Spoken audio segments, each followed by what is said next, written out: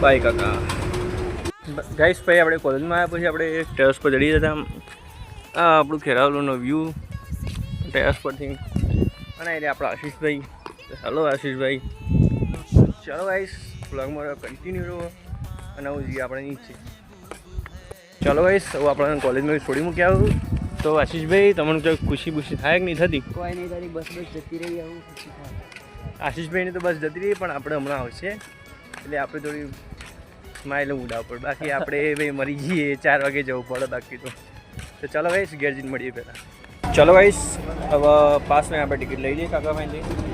હા છે આપણા કાકા ટિકિટ આપશે આપણે પાસ જોઈને. ચાલો ગાઈસ બાય બાય. ગાઈસ આપણે પાછા ઘેર આવીને ખેતરમાં આવતા રહેતા 58 રૂપિયાની મજૂરી કરવા. ચાલો પહેલાં આપણા ખેતરમાં હવે ગાઈસ આપણે 58 રૂપિયાની મજૂરી કરી લીધી અને હમણાં નાસ્તો કરીએ. આવો શું થાય છે નાસ્તામાં? શેંગ ભજીયા. ચાલો હું નાસ્તો કરું ત્યાં સુધી તમે ફોલો કરો. એક કામ તમે પણ કરો, ફોલો કરો. આ અમારા ખેતરમાં જવાનું નેડિયું.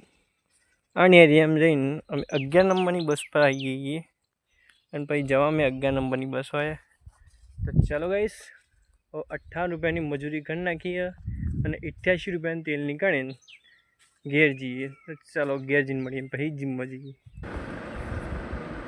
હવે ગાઈસ આપણે જીમ જતાં પહેલાં લીંબુ સોડા બનાવીએ. હમણાં લીંબુ લીધું, એક છાશનો મસાલો લીધો, આ ધોણા જીરું પાવડર, આ મીઠું અને હળદર.